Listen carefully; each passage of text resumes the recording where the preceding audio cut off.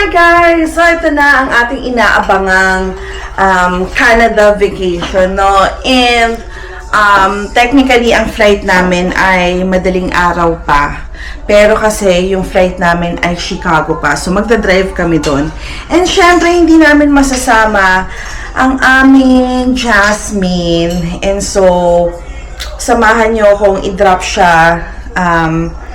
Kilo G and Gracia, ang aming friends, sila muna yung magsisiter sa kanya. So, nadali natin yung mga gamit ni Jasmine para ma-meet din yung kanilang fur baby na si Chibi. Ayan. So, samahan nyo ako. Nalulungkot ako. Ako talaga yung nalulungkot actually, guys. Kasi, mamimiss ko to si Jasmine ko. Jasmine! Ayun siya. Jasmine ko yan. Maging good girl ka dun, ha? Ay, siyang baby yan. Uy. Aww. Mamiss kita, ha? Be good girl. Ha? I love you. Sana di ka masad. Ha? Punta na tayo dun.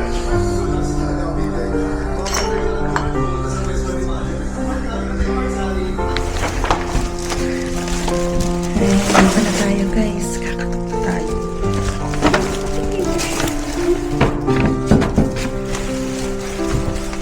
Jasmine. Tao po. Hi. Diyan na sila. Pasok. Pasok. Hi, baby. You ready? Yes. Sino yun? Akala ko sino yun? Baby ba yun? Akala ko. Ay, ganyan din siya. Nanginginig din siya eh. Hi, Chibi! Ang liit ni Chibi! Hello! Friend yun na friend! My friend! Hi! Hi, sir! My friend! Tayo siya, Leo. My friend yan! Aww! So, ayun na nga guys, naiwan na natin si Jasmine. Hindi ko na pinakita sa inyo kasi nahihirapan talaga ako. Nahihirapan ako magbabay sa kanya, nalulungkot ako. Kailangan ko na lang talagang umalis. Huwag na lang siyang tingnan. Kasi nalulungkot ako. Gusto ko siyang amuyin.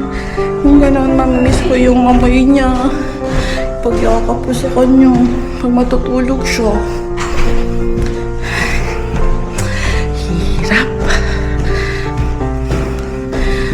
Nice. Kayo guys, comment naman kayo kung ano yung best way na ginagawa nyo pag ganyan. Ay, ganito. Sabi, ayan pala chinelas ko. Sabi ka, sabi chinelas ko. Sorry, mama dito. Enjoy. Thank you. Mag-iingat kayo. Ay, Pepe yun. Hey, see ya. Stay here ha, stay here. Bye-bye, Jasmine. Ay, stay here lang. Gonna miss you. Hindi ko paalisin. We'll Bye-bye. see you in the next generation. Labas. See you in the next generation. Hi guys, so aalis na tayo. We are going to Chicago. Andun na flight namin. Medyo bumalik kasi naiwan namin yung gadget bag.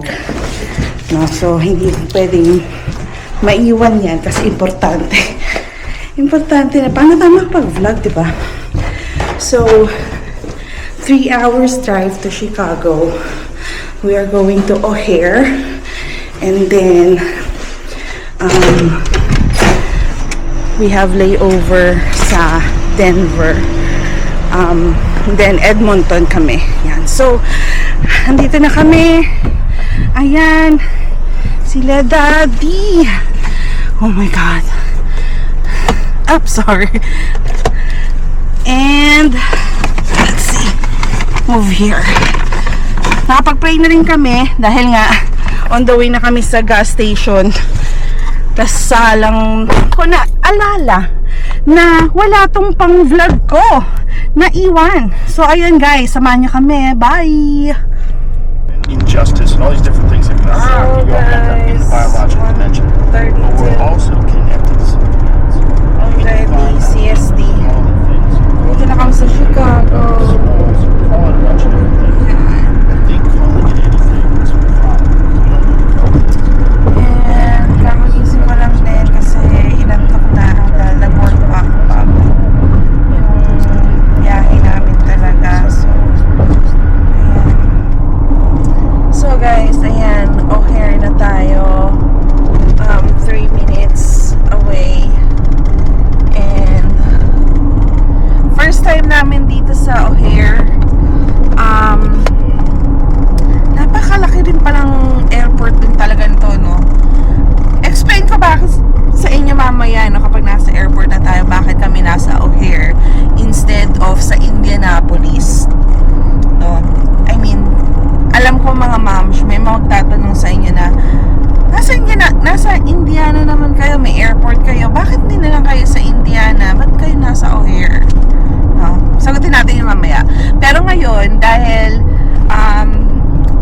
ipapark natin, so nag-reserve kami ng parking sa airport, and it's a reserve parking. Binili ko siya at napakamahal. Inabot kami ng $443. Ayan siya, ayan.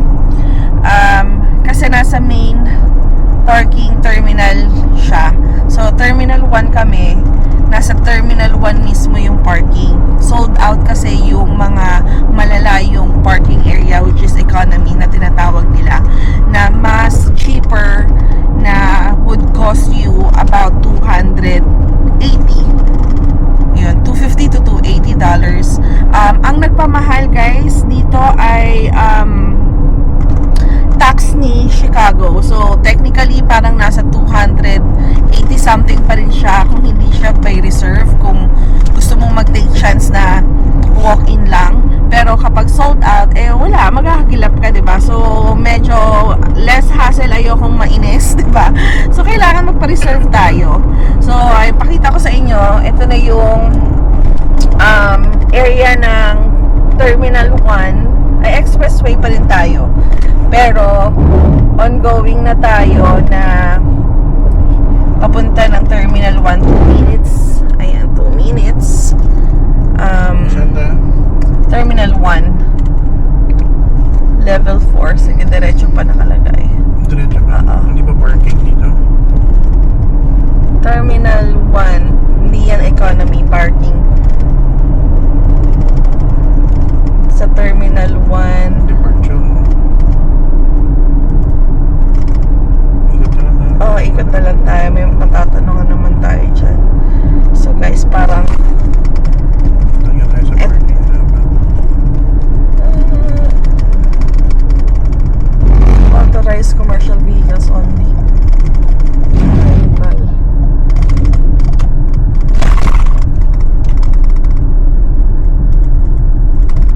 Terminal 1. Parking. Ayan, parking ABC. Ay, Tama ba? Hilton Hotel parking. Ano ba tayo parking? Terminal 1 mismo. Parking. Tingnan natin. Ay, tanong. Tingnan natin. Lot A. Ayun nga, parking A siguro. So ikot tayo. Oo, siguro. Ayun guys. So, sobrang laki niya. Hindi natin alam kung saan tayo papasok. Diba? So, ito yung O'Hare. Kaya bilis ko pala.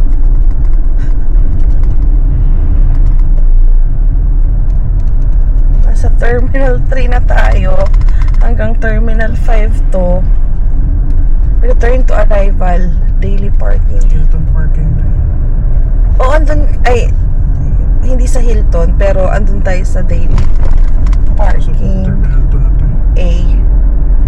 Exit to city departure.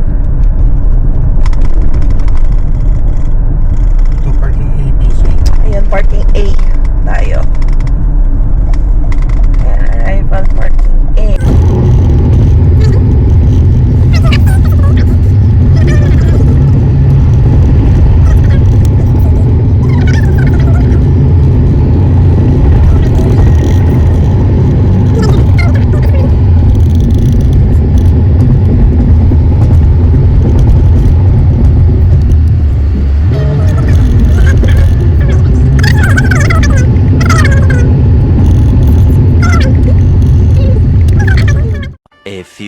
moments later.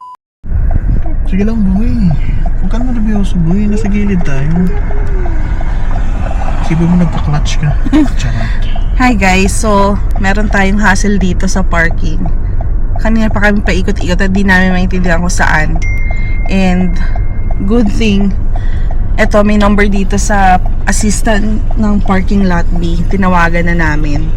And sabi, mag-hazard lang muna tapos may mag-a-assist sa amin kasi reserve parking nga. So, ay, diba? Advice, lalo kung baguhan kayo sa airport na hindi nyo alam. My goodness. Talagang kailangan nyo na ahead of time. And okay na din siguro yung nagbayad ka ng mahal, di ba? Kasi yung mabuhisit ka. Mabuhisit tayo kung saan ba tayo pupunta. So, nag-aantay lang tayo guys ngayon nang may mag-assist. And see you guys ulit mamaya. Sa likod. Okay guys, update. Ang hassle, so tumawag tayo 'di ba for assistance. And nag-hazard lang, pinag-hazard lang tayo dun sa area yon. May sumundo sa amin, binuksan yung cone nung parking area kasi hindi ka makapasok eh. So di namin alam, loop na kami, ikot-ikot. So binuksan yung cone, pinapasok kami which is direct lang dun sa main parking talaga ng lot. So, sana ma-communicate ng O'Hare na yung parking nila if you are one of those reserve parking. Kasi parang nung sinabi, oh, reserve parking ba kayo na sige, i-assist namin kayo. Kasi nga, syempre, nagbayad ka ng 400 for the parking, di ba? So, technically, yung parking mo is kinda pang medyo VIP kesa sa economy. So, umakit lang kami, tinanggal lang yung cone na yun, tapos eto na, direct lang yung parking na yun dun sa entrance na yun, tapos andito na kami sa mismong entrance ng Terminal 1. Medyo hassle, pero ang advice ko sa inyo guys, kapag hindi nyo siya malolocate, kasi hindi namin siya malolocate kasi nakasarado siya, tawag na kagad. Make sure na basahin nyo dun sa parking nyo kung may phone number na may matatawagan kayo, and then tell them right away na you are reserved, may reserve parking kayo, and para mapuntahan na lang kayo kasi paikot-ikot. Kasi andito na kami 2 AM, na kami ng almost 20 minutes kakaikot lang, and ngayon lang namin talaga kami nakapark, and which is okay naman. Ang parking ay medyo talagang safe, nasa level 4 kami, and ayun, so pasok na tayo sa airport para makapag-unat-unat na kasi pa ako sakit ni.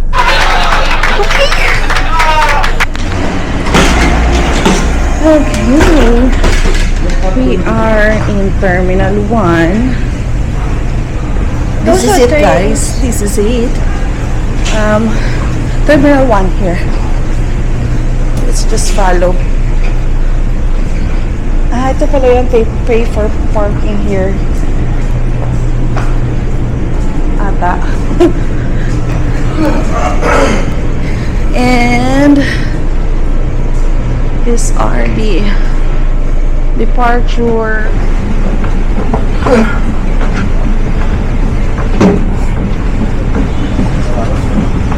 Ito, United. Wala pa. Dito sa kiosk.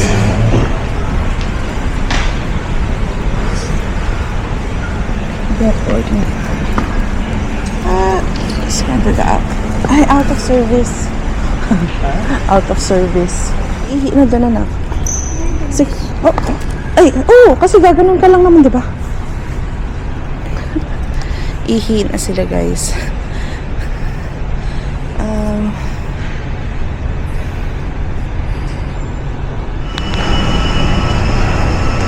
Ba't naman chinek yung bag na natin?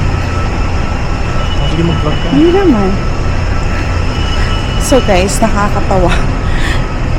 Tumunog daw kasi yung si Marky sa scanner.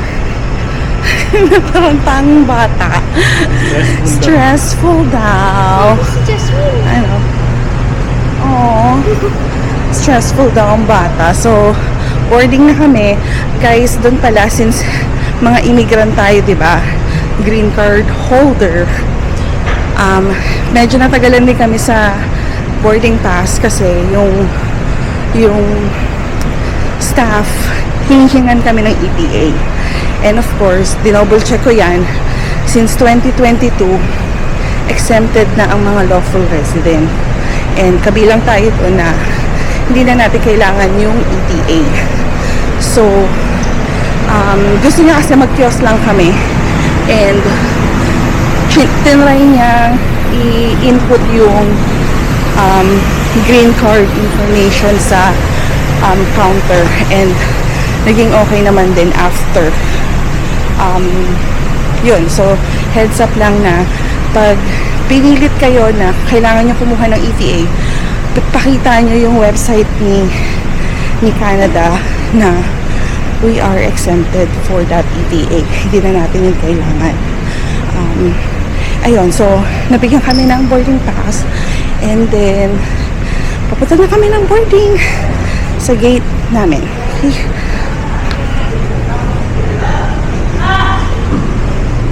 So, before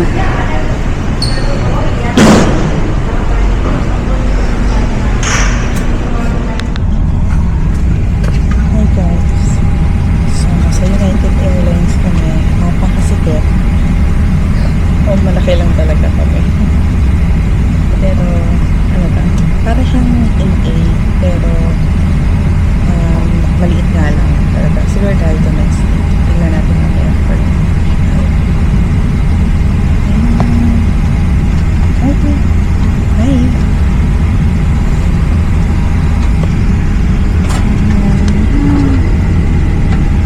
Ready to take off later. So, mamaya, see ya.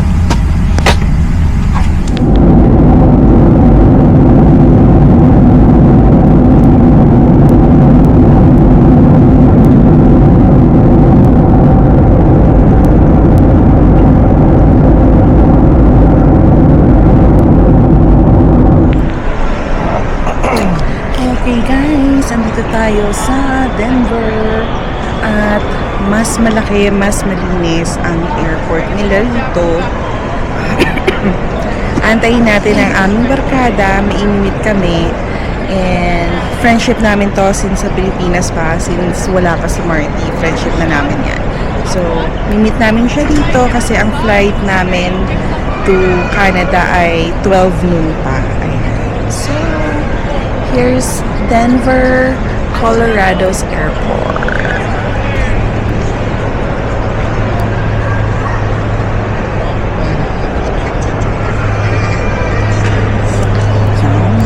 Diba? Excited ka na makita sa inyo ng Chinky? It's been a long time I've met her. Yes, baby ka pa. Ay, hindi. Mga toddler ka pa. Infant. Infant. Infantry. So, aabangan natin siya. Oh, ito yung tuloy na ready. Kamusta ka? Bagus kita? Welcome to Color. Rimlay. Kaibigan natin. Oh my God. Lang yato. Kamusta? Settle mo kayo. Puti kang tagal na. Oo nga. Long hair ka na, girl. 5 years? Yeah, 5 years. For Marty, pero hindi ko mukhang ikaw naman ang gagamit. Ano ba yun? Lang yato. And, ito yung medyo, Luntik na. makagutom kasi kayo. Paano naman tayo kakain na? Gumawa ako ng anong tawag doon, ng Dubai chocolate. So, yan. So, Pwede ba pumakaw ito niya. sa, pwede beauty? Mga maano kami. Okay. Alin sige. ka, punta tayo. Saan ba? Teka Saan lang. ba may kainan? Yung ano daw niya? Anong oras na yung gear 9 namin? o'clock, so pwede pa. Tara. Pwede pa. Talog pa kayo, Pwede di ba? ba? Ako na to, Marty. Ito na lang bitbitin mo. It's been so long, I know! Oh my gosh! Kamusta naman? Kamusta ka naman? A few moments later. 32 BF.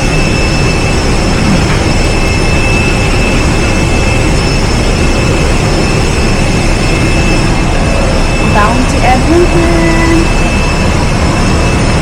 Stressful talaga?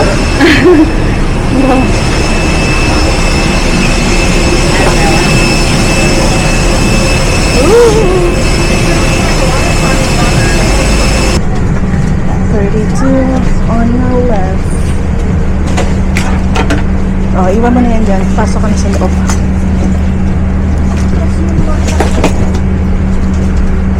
Ay.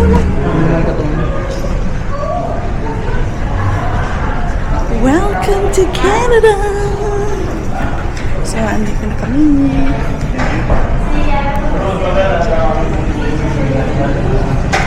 Hello!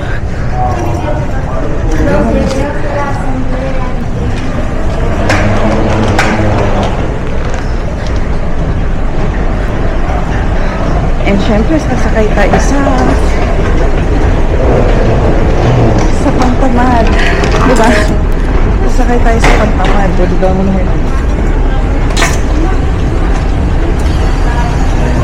Welcome to Canada!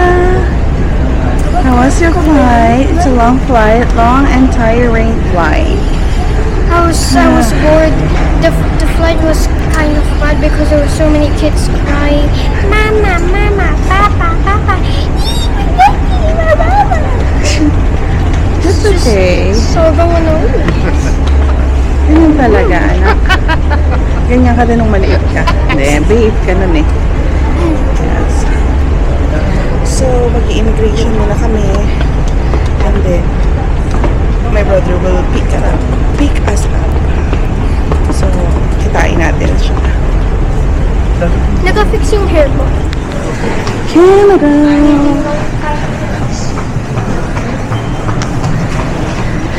We are now gonna meet them up! Asan?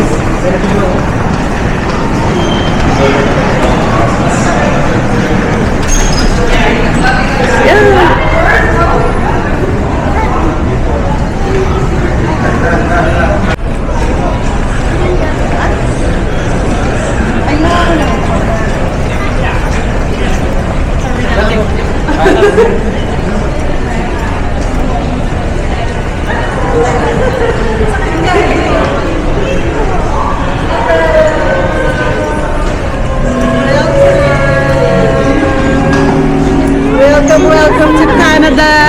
Welcome to Canada! Bobo ka lang. Sarap kumain. Cholesterol ko. Kaya nga. May lobo ta pala to? Ilan na? Percent?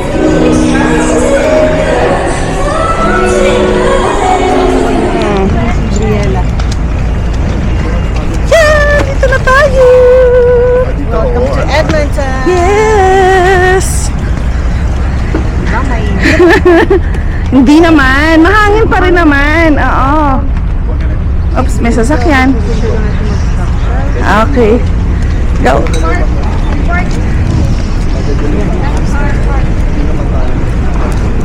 Ang bilis lang, diba? Turot. Usapan lang na. Turot! Ngayon nandito na tayo. Elevator? Yeah, second floor yung park.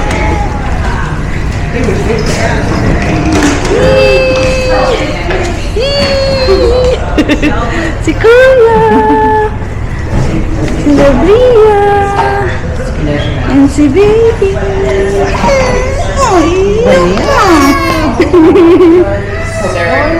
Lithuania, Panama. Cameroon. Cameroon, Kenya. Laos,